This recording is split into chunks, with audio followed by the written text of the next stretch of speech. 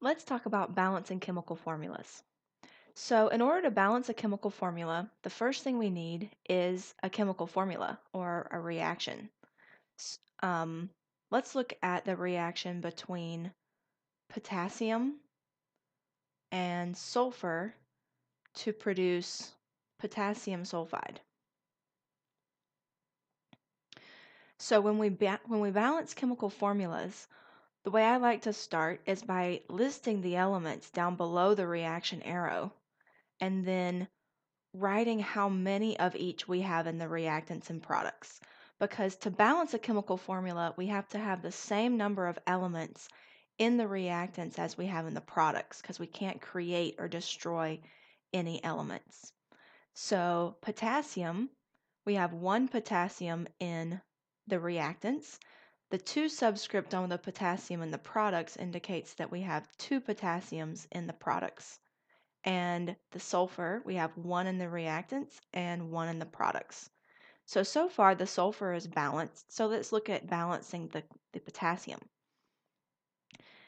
We can't make any less potassium than we have on each side. So we need to increase the number of potassiums in the reactants. So the way we do that is by adding a coefficient of 2 in front of the potassium to make 2 potassiums in the reactants. And now we have a balanced equation. So notice I only changed the coefficients of this reaction and not the subscripts once the reaction is written. Let's try a little harder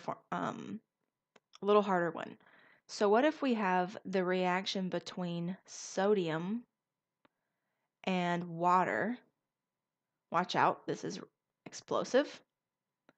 It's going to create sodium hydroxide and hydrogen gas. So let's do this one similarly, writing the elements down below the reaction arrow at first. We have sodium, hydrogen, and oxygen involved in this reaction. So the number of sodiums we have in the reactants is 1, and also 1 in the products. We have 2 hydrogens in the water in the reactants. In the products, we have hydrogens both in the sodium hydroxide and in the hydrogen gas. So we have 1 from the sodium hydroxide and 2 from the hydrogen gas. So that makes a total of 3 in the products.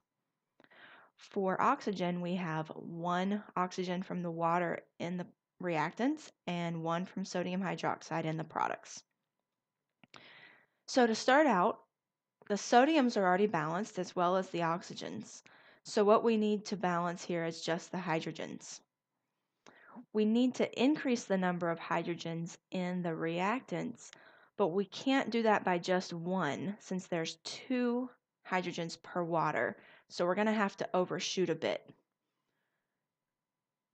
But let's see how this goes. If we change the number of hydrogens in the reactants to 4, now notice that there's also oxygen in the water. So we need to change that now we have 2 oxygens in the reactants.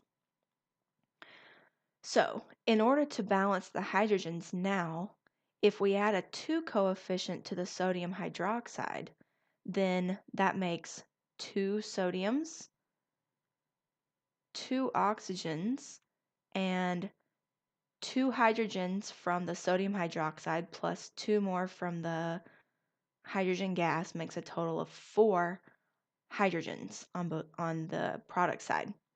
So now all we have left to balance is the sodium. So if we add a 2 coefficient to the sodium, we have a balanced reaction. So again, be careful to only change the coefficients, the numbers in front of each element or compound when you're balancing and not the subscripts, and to get the same number of each element on each side of the reactants and products. Happy balancing!